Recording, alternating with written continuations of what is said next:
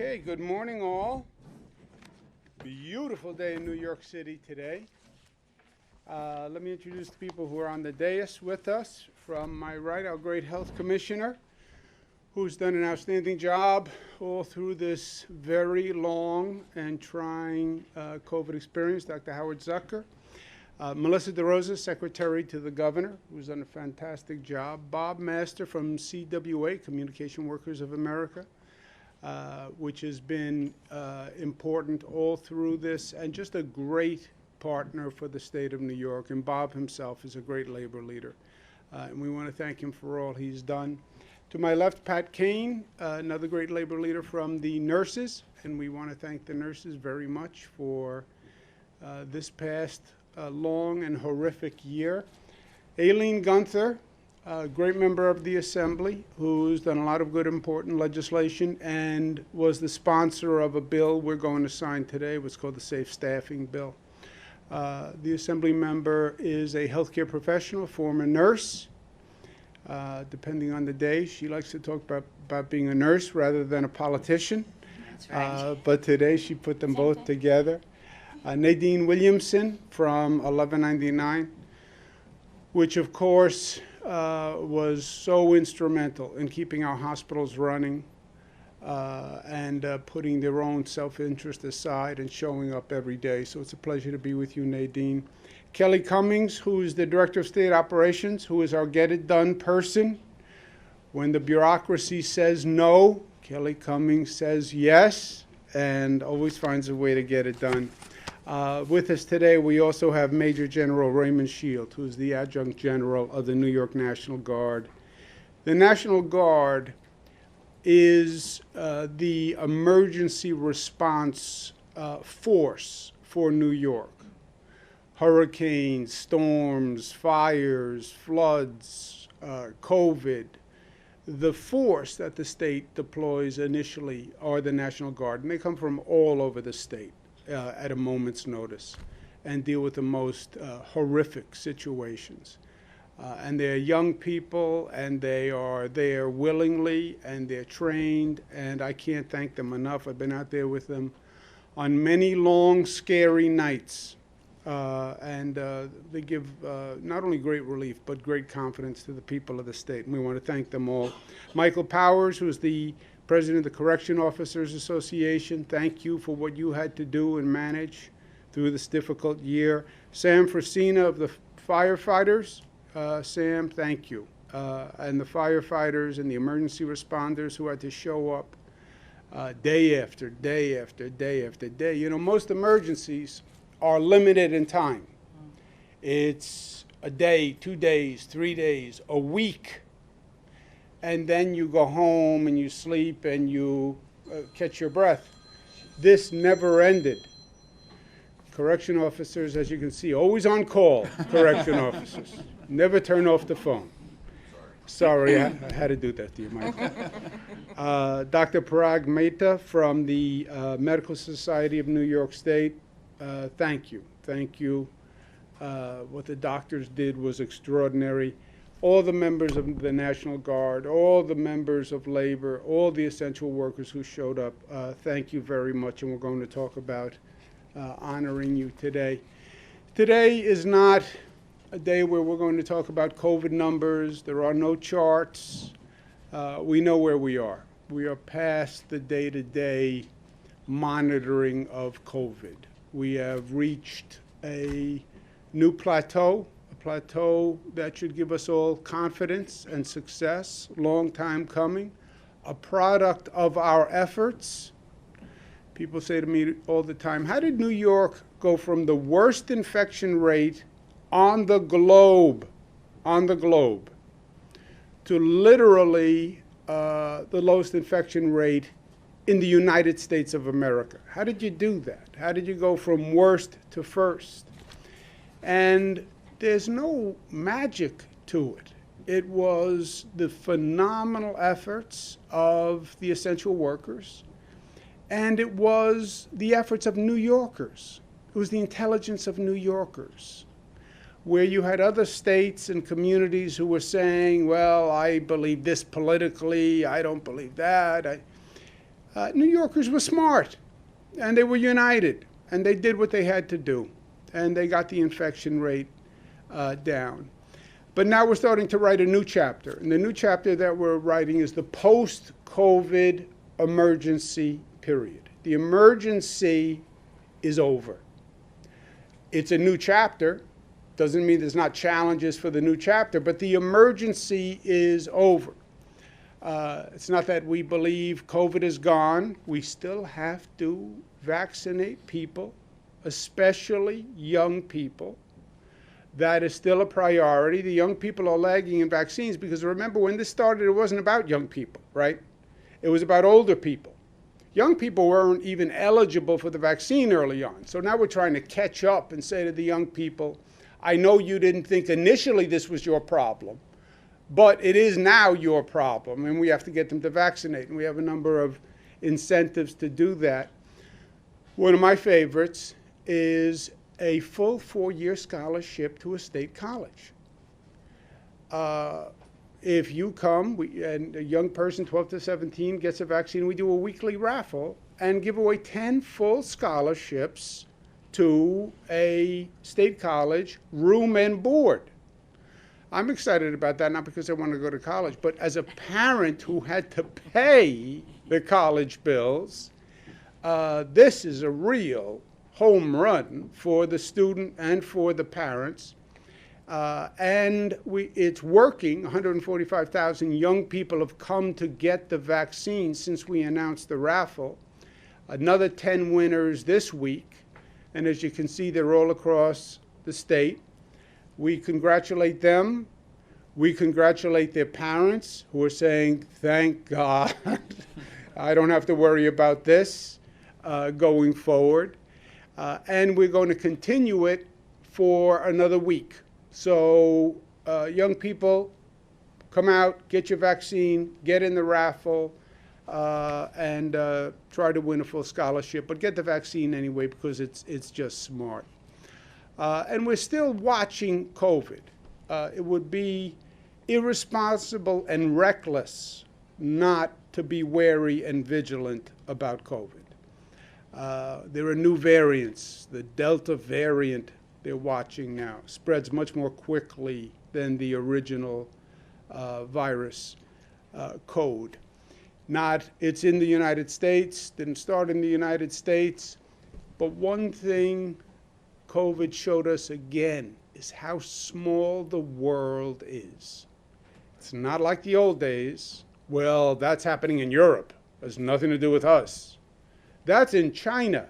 It has nothing to do with us. No.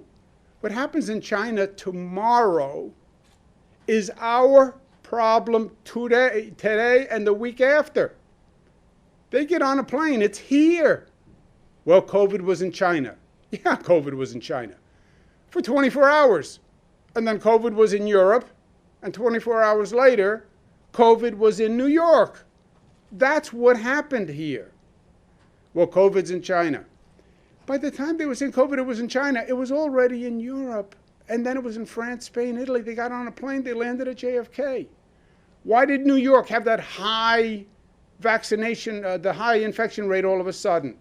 Because it had been coming from Europe for weeks and weeks and weeks, and nobody knew. What a mistake. So, stay wary, stay vigilant. The Delta variant, the virus mutates all the time. There are hundreds of mutations of this virus. Right now, they say the vaccinations manage all of the mutations. But God forbid there's a mutation that the vaccination doesn't work, right? Then we're right back to zero. And, not to be the bearer of bad news, but to be the bearer of common sense, there will be another virus. There will be a next one. We don't have the luxury of saying, well, COVID, we managed.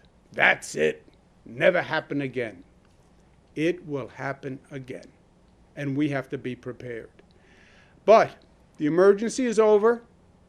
The state of emergency that I had declared in consultation with Commissioner Zucker, a health emergency. It expires tomorrow. It will not be renewed. It will punctuate the expiration of the emergency that we have been in because New Yorkers rallied and essential workers rallied. Let's give everyone a round of applause.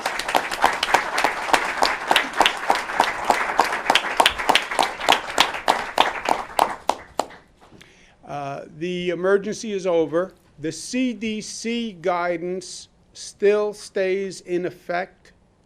The CDC mask requirement for unvaccinated individuals, public transportation, homeless settings, certain institutions, and local governments may continue, and I would urge them to continue to enforce those mask requirements where they are in effect. But in this new post-COVID period, we go down two tracks simultaneously. One, reimagine, rebuild, and renew New York. Everyone talks about just rebuilding.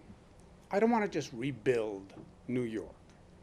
I don't want to say that we went through this whole last year, and rebuilding suggests you're going to go back to where you were the day before COVID started and reestablish where you were the day before COVID started.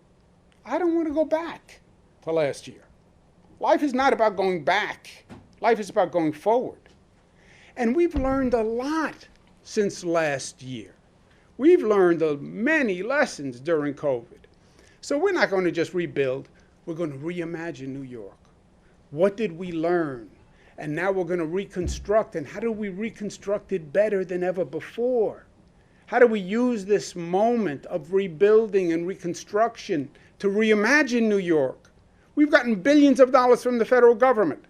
I don't want to just replace what was. What should have been, right?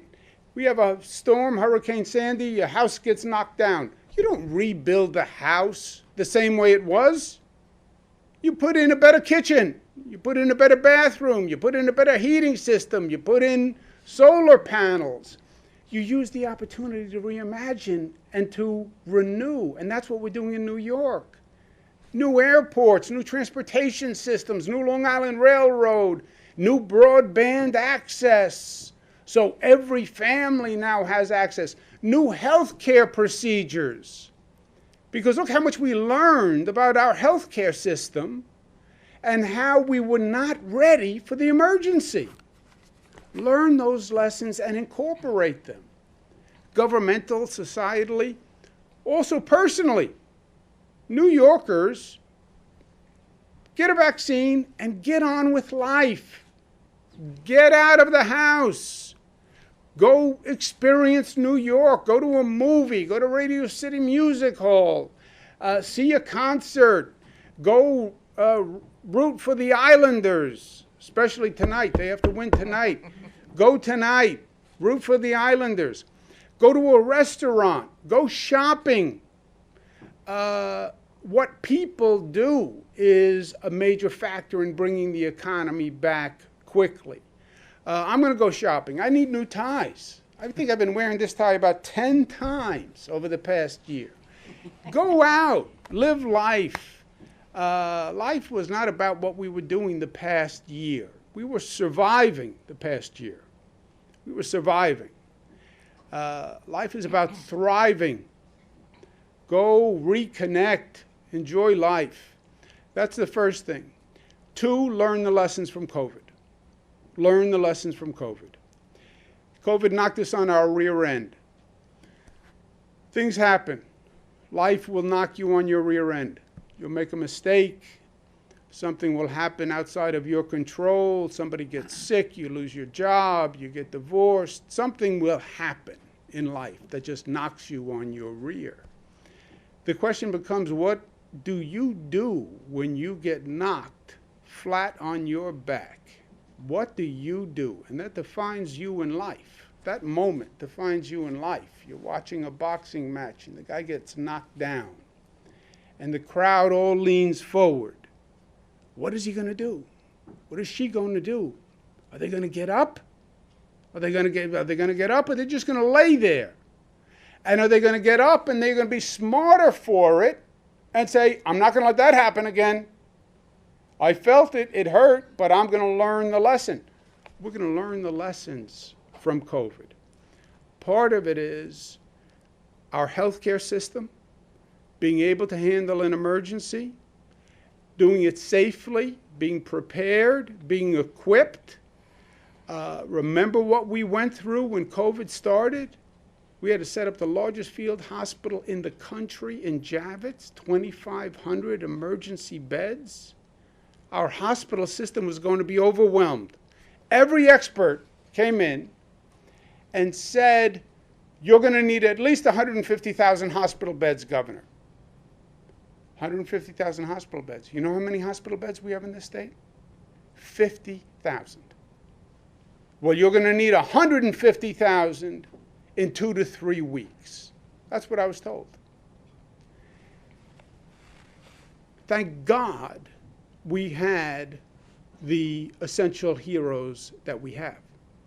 Thank God the state worked together. So the upstate hospitals supported the downstate hospitals, Long Island hospitals supported. But we were on the brink of catastrophe and chaos. Don't underestimate the lesson of COVID. We were right on the cusp of total chaos. That hospital system becomes overwhelmed, like Italy, by the way, at the time. And now you have people dying in hallways. You have ambulances don't come because they have nowhere to bring you. That, my friends, was chaos. And I feel that deep inside me, because we were that close. Learn those lessons now and correct those lessons now. We couldn't get vaccines. We couldn't get the Q-tip swabs to administer the vaccine. You couldn't get masks. We ran out of masks. We had to send private planes to China to buy masks from China. Masks that we were paying 70 cents per mask, we were paying $7 per mask and having to get them from China. We didn't have the right medicines. We ran out of supplies. We didn't have PPE. Nurses were going out there to work with garbage bags over them. Garbage bags as PPE. How could that happen? United States of America. New York. Federal government was nowhere to be found. They were, you're on your own, New York. Call us when it's over. What did we have? We had essential workers who did the superhuman. Essential workers is a new term. We made up the term essential workers. There was no such thing as essential workers. If I could do it over again, I'd come up with a better term than essential workers, because essential workers is sort of a blah term. What does it mean to be an essential worker? Essential workers were those people who had to show up to work to keep society functioning. Essential workers were those people who had to show up so everybody else could stay home and be safe. Governor puts the state on lockdown. Everybody has to stay home. Not everybody. The essential workers have to show up. What does that mean? Because staying home only works if the lights come on and if there's heat and if when you go to the store, there's food on the shelves, and if when you go to the store, there are supplies so that you can stay at home. Staying at home only works if, God forbid, you get sick. You call 911, somebody answers the phone, and an ambulance comes, and it takes you to a hospital. And in the hospital, there's a doctor, and there's a nurse, and there's a staff worker. So staying home isn't that easy. For society to stay home, a lot of people have to show up and break their rear end. For you to stay home safe, a lot of people have to put their lives in danger and drive the bus and drive the train and be exposed to hundreds of people in this time of fear and chaos. Yeah, for the people who stay home, they say, oh, it was very hard to stay home. Forget you, it was hard to stay home. How about the people who I made go to work? And I took it personally.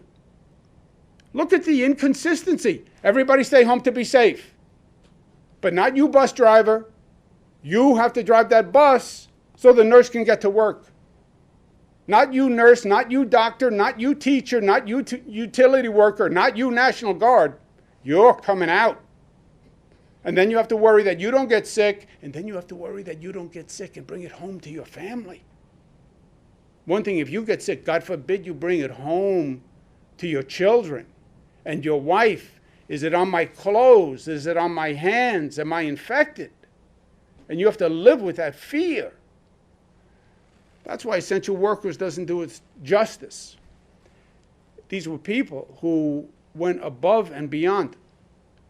By the way, not the millionaires in society, not the highest paid people in society, but now the most important workers in society. And they rose to the occasion over and over. I've said thank you many times, but thank yous are a little hollow, right? So I work at ways to show thank you. Because if you're really thankful, do something. It's nice that you say it. It's even more relevant if you do something to show your gratitude, to show the service. And I believe the essential workers are heroes in the truest sense of the word. We had heroes after 9/11. We have heroes after COVID. A lot of similarities between 9/11 and COVID. Different emergencies, different tragedies, but both were moments where people had to step forward and find their better selves. And people did. And in COVID, they had to do it for a year. So part of saying thank you is the honor. Part of it is making sure it doesn't happen again and we learn the lessons of the past. This Labor Day, 2021, a couple of months, New York State is going to open the Circle of Heroes Monument to essential workers. I'm going to call it the Circle of Heroes. Maybe we drop essential workers by the time we get to Labor Day. Circle of Heroes. Circle of Heroes Monument was designed by representatives of the essential workers. It is a monument of 19 maple trees in a circle, and a path in a circle, recognizing the individual responsibility and contribution of each group, but a circle representing that they were all connected, because it only worked if all the pieces worked. It only works if the ambulance shows up, and if the doctor shows up, and if the nurse shows up, and if the utility worker shows up, and if the National Guard shows up. If that circle is broken at any spot, it all falls. So the circle, but still the individual contribution of the 19 groups. In the middle of the circle will be an eternal flame that honors those that we lost during COVID. And the eternal flame says, your spirit is still alive in us and in our soul, and we will never forget. And we are eternally grateful for what you did. We are eternally grateful.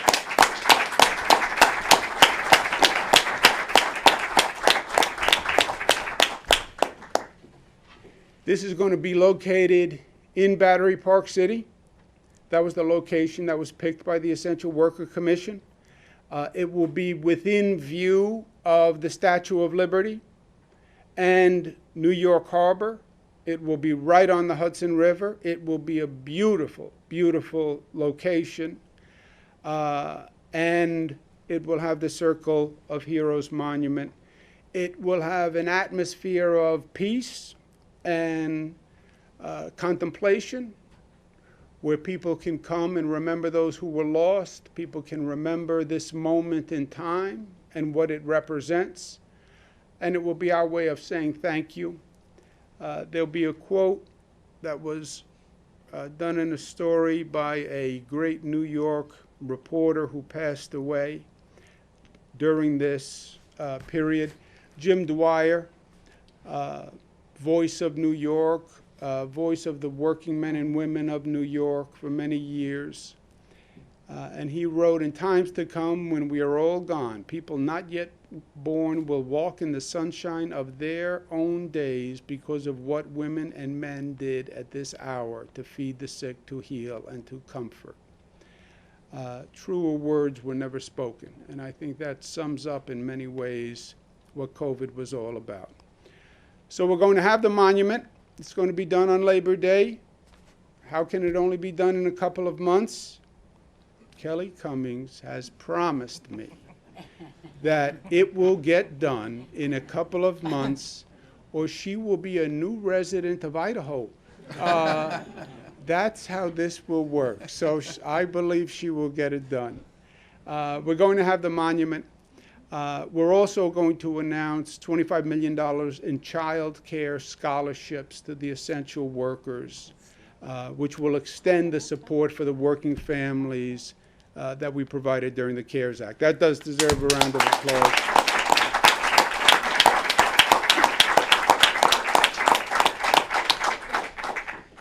And while we'll never know the full number of people who have been sacrificed, we will learn the lessons, so no one has to go through this again. You know, when you think back, COVID was not the first time we had this warning.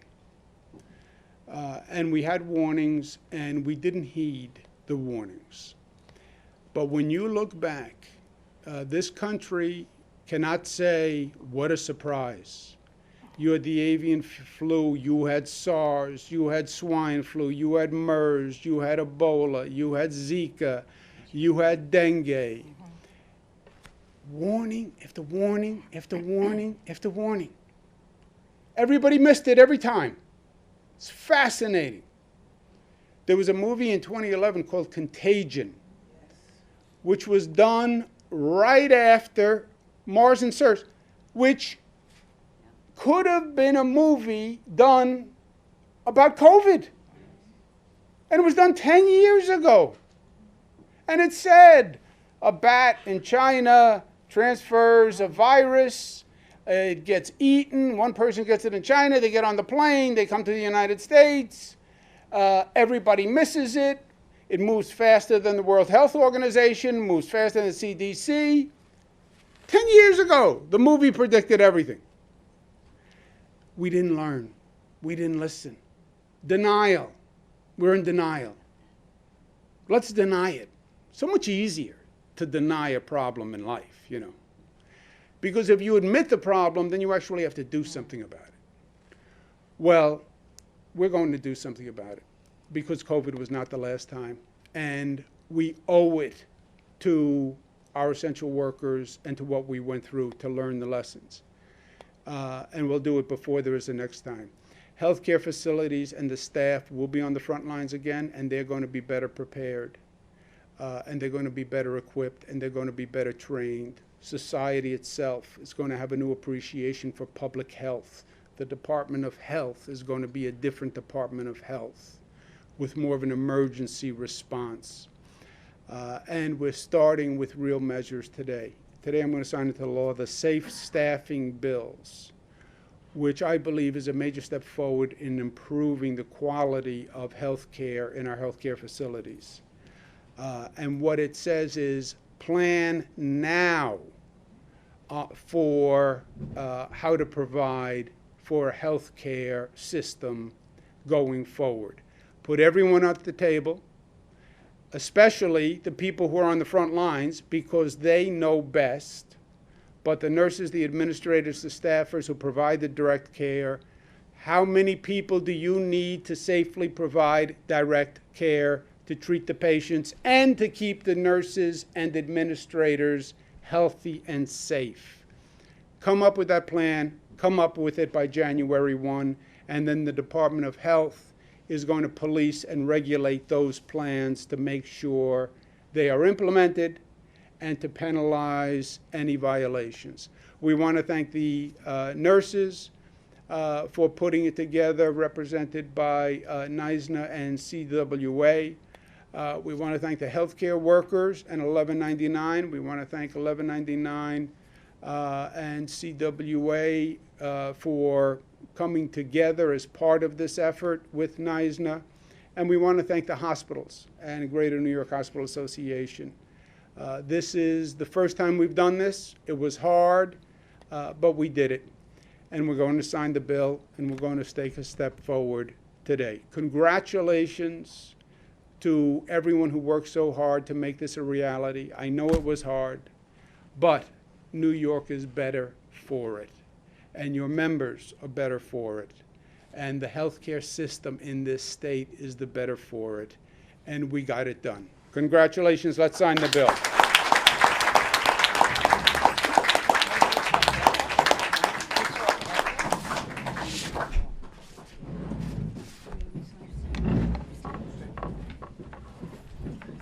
Why don't you pull in? Pulling in. Okay. Pull it in. Oh, Let me strong. help you. Let's get cozy. Let's get close. Let me get a head start.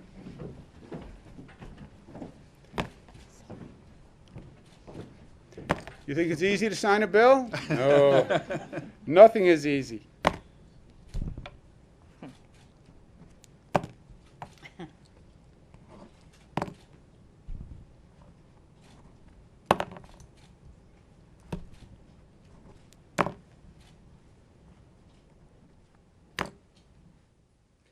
Signing pen means every pen was used in the signing of the bill. Congratulations, the bill is signed.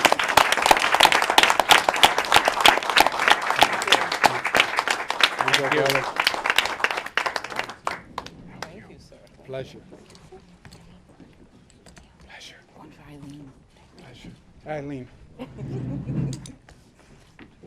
Good thing you don't have a really long name. Yeah, I know. Sometimes I just do Andy. Who didn't get one? There you go. Sir? Okay, one more. Thank you very much. Let's give them a round of applause.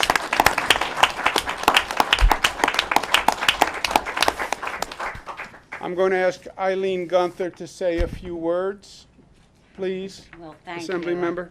This pen means an awful lot to me. It's 12 years that I've worked on this bill, and I have to thank you because it means so much to me. It means so much to all of my colleagues.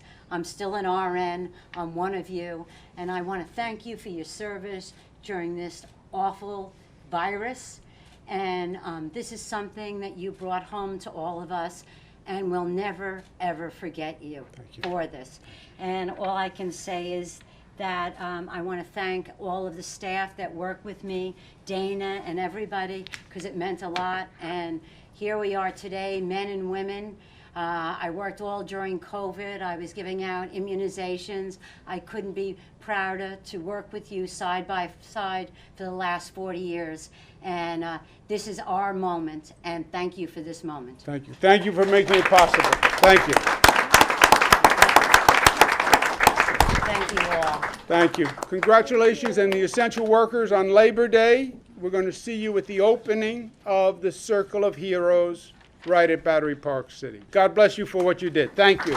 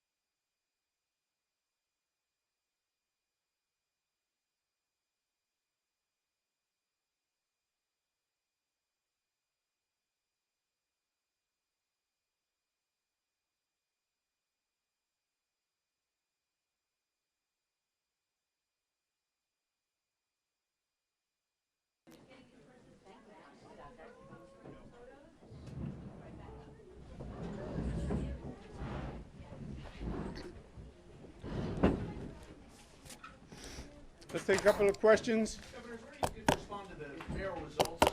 Eric Adams is certainly in the lead. Do you think the lead will hold? And what does it say, assuming he does hold it, about where the electorate is right now? Well, I don't.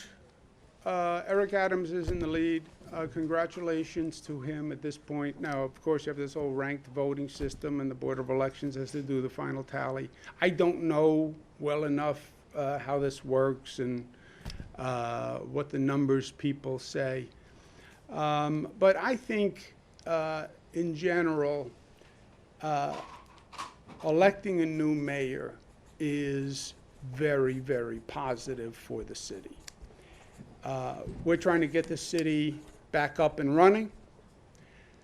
Confidence in the mayor is very, very important. Confidence in the leadership of the mayor. And the competence of the mayor is very, very important. And I think with a new mayor, you're going to see both an increase in the confidence in leadership and increase in the competence of the management of New York City. And I think that is going to be a major, major plus.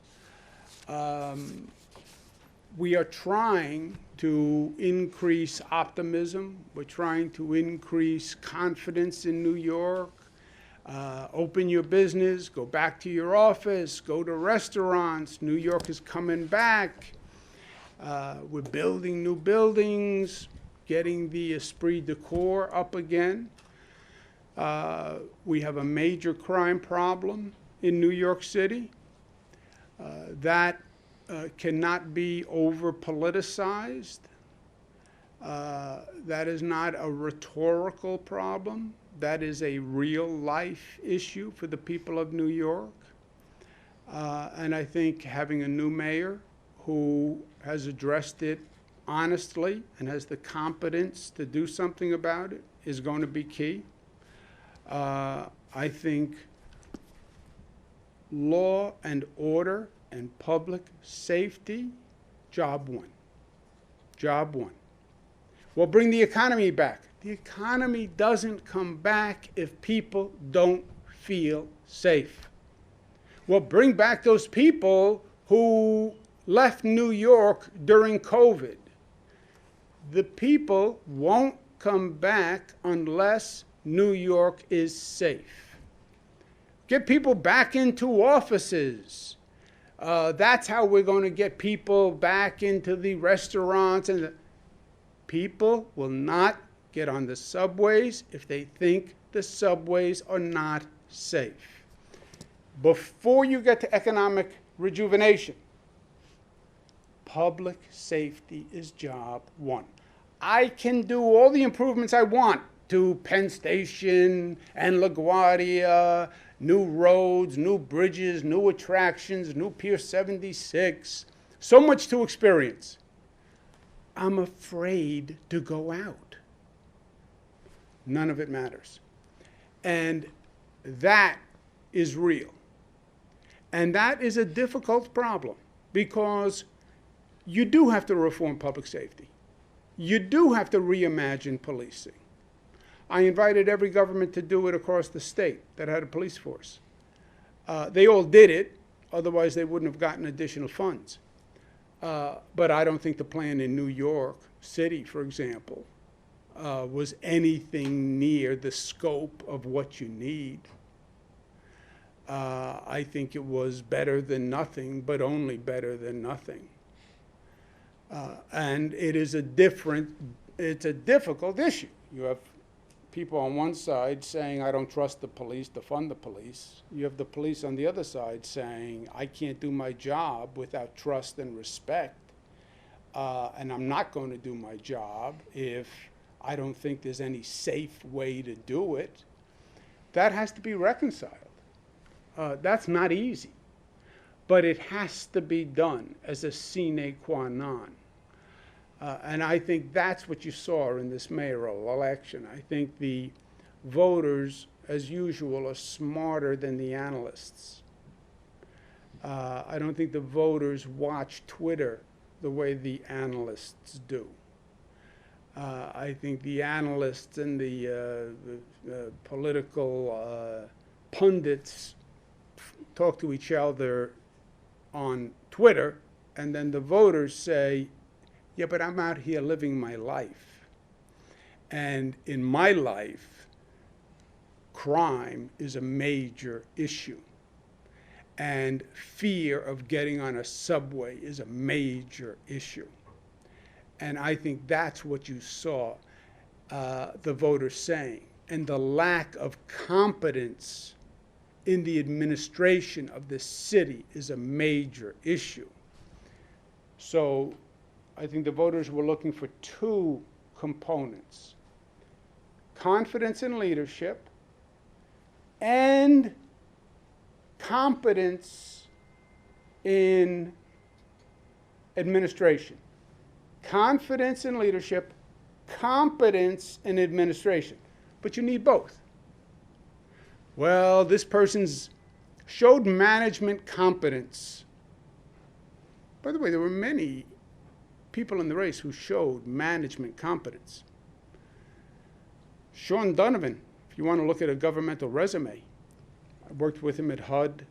He ran a housing agency, a federal agency, which is almost the size of small cities. Head of OMB. Ray McGuire, if you want private sector qualifications, right? So you had a lot of, Ms. Garcia ran a city agency. So you had management confidence, but you also have to have confidence in leadership, where when people hear you and look at you, they believe you can do it, and they are confident that you can do it. You need both, and that's what they look for. It's not just enough to be competent. They want competent, but they want confidence in your leadership. And I think Eric Adams, being a former police officer, says ipso facto he has experience dealing with crime. Well, how do you know? Because he was a police officer. He knows the political system because he's been borough president.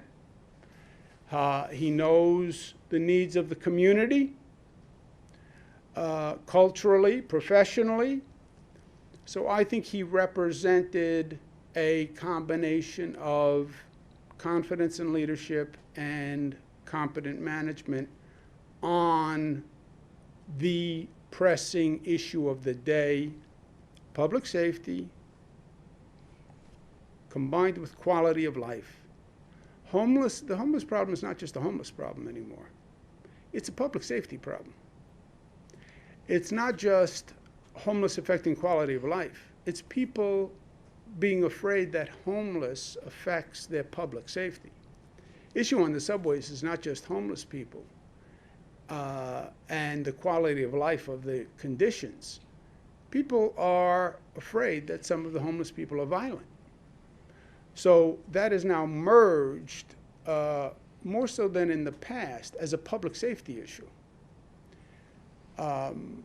And I have never really seen before homelessness be considered a public safety issue, but it is more than ever before.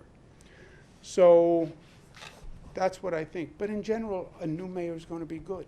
You know that the people of this city don't have confidence in this current mayor because they say it in poll after poll after poll. So I think a new mayor and that new confidence at a time when we're asking them to be confident and to invest in the city and come out, I think that's important. But I don't know what it means. Eric Adams won big. What happens with ranked choice voting, I have no idea. What about the opposite message, though, in some place like Buffalo? I mean, does it seem like it's the outcome is the polar opposite? You seem to have a newcomer, someone with DSA credentials, challenging an incumbent who's been there a long time, who has the competency of leadership. I mean, do you derive the opposite message from that, what the voters are saying there?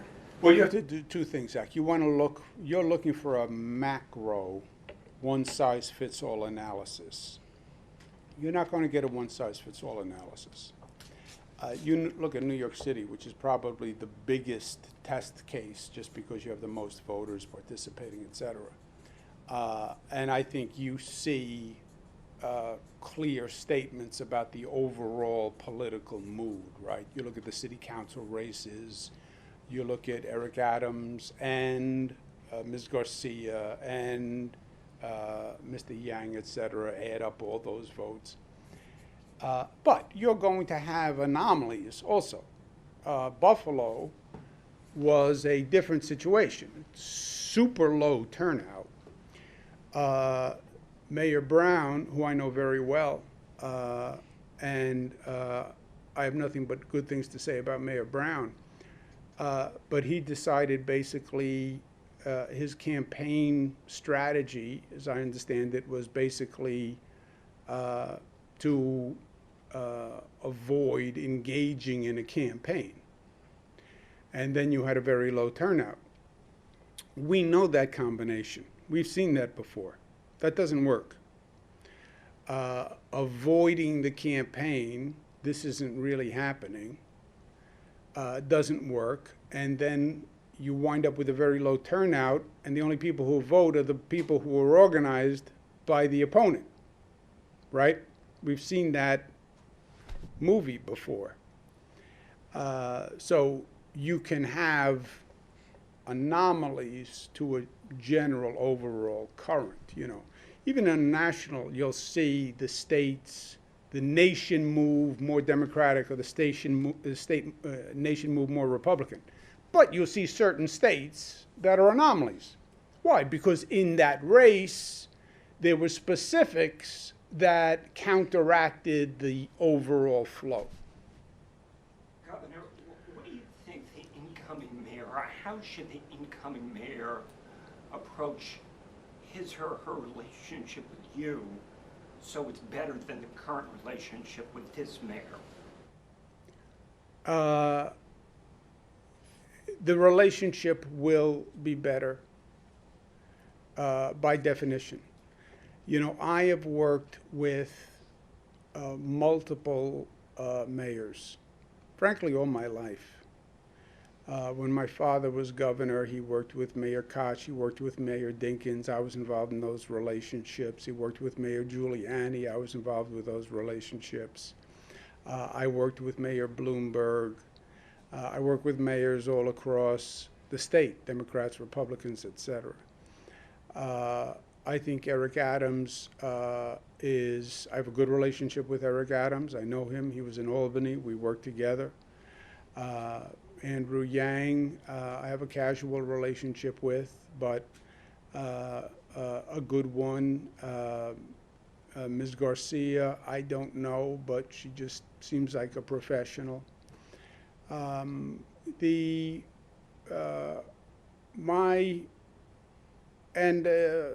there are hundreds of mayors in New York. I work with all of them. It's hard for me to work with an administration that is hyper-political and is not competent. And it's hard to do that for a prolonged period of time. And I believe that's what happened with New York City. We need to get things done. We need results. And I need a competent partner in local government. And I understand politics. But when you are a mayor, when you are a governor, it's different than being a legislator or a public advocate. You have to get things done. You know, legislator, you express your opinion on issues and you try to pass legislation. A lot of offices, you express opinions. Yeah, but then you become an executive and you have to get things done. The government has to work. All those gears have to turn. And if they don't, then there are no results. And that's bad for the people of the city, but the people of the city are the people of the state, right? So that affects my constituents as much as the city. Based on the fractured relationship that you had with the mayor, how do you think that impacted the government and the governance and the way the city was run and affected people who live here? The state performed more, faster than ever before within the city. COVID management was done by the state by law, and we're very pleased about how that worked. The city was only responsible for opening schools, really, in COVID. That was their legal responsibility. We left that to the local school districts across the state. That didn't go well, but that was the city's responsibility. That's the one major task I left to the cities.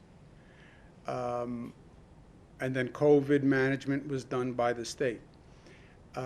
Beyond that, you look at what the state is responsible for versus the city.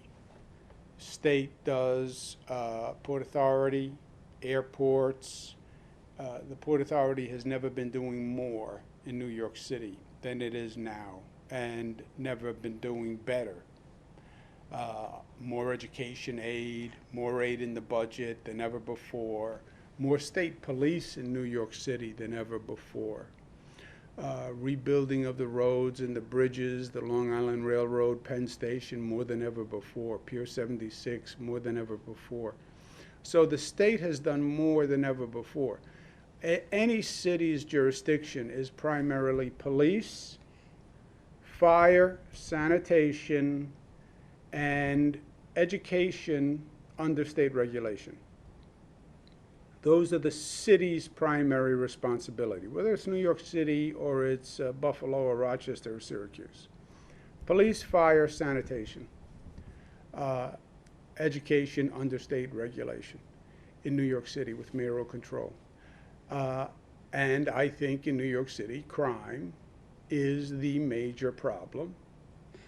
Homeless is a crime social service problem, which is exclusively New York City.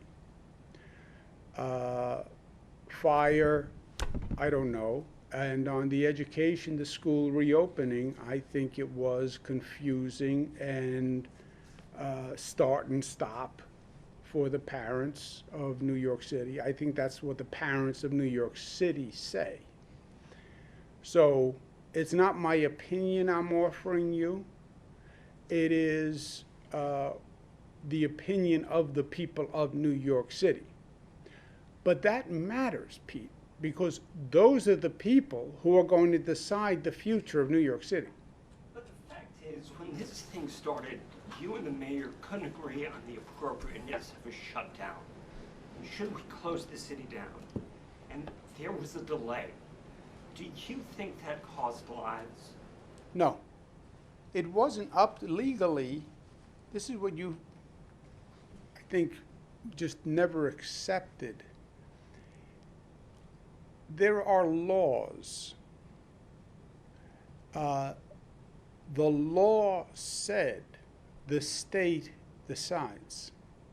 Buffalo doesn't decide. Rochester doesn't decide. Syracuse doesn't decide. New York City didn't decide. The state made the decision. Well, Republican mayors said it shouldn't be closed. Yes, Republican mayors argued that I closed when I didn't need to close. Some Democratic mayors wanted to close more quickly. Yes, some Democratic mayors wanted to close more quickly. Closing as a political statement is easy. Closing as a governmental statement, Pete, and policy is much harder. Okay, everybody stay home. Well, where do the children go? Oh, I don't know. Well, did you talk to the nurses and the doctors and the food workers and all the essential workers to make sure they'll continue to work if you do a close down. Oh, well, do we have a way to pay people if they don't show up and go to work? Oh, well, did we decide which businesses have to continue to operate?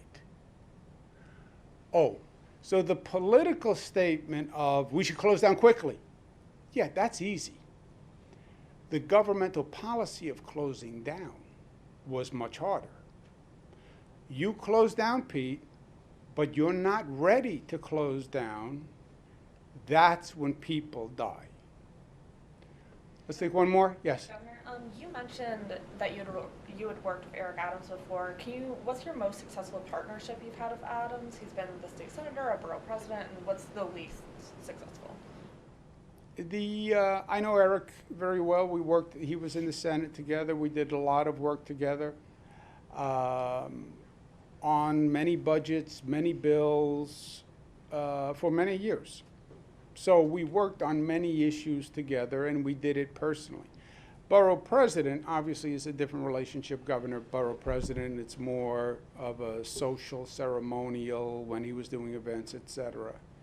I don't know if we had any specific initiatives as borough president that we worked on. But you would say you have a positive relationship with Yeah. Oh, no, I like him very much. We have a good personal relationship, good professional relationship. I think he's a competent individual. I think he is an individual that will instill confidence, and I think he is a person who will step up and show real leadership, especially on the issue of crime and quality of life, which will take political courage, because it is not a political win for anyone. You know, there's X% want to defund the police. X% say we want more police on the subways, etc. Well, how do you make everyone happy is what a politician is thinking. You can't. So you know what a politician does? They stay away. They stay away. It's a no-win politically, so they stay away.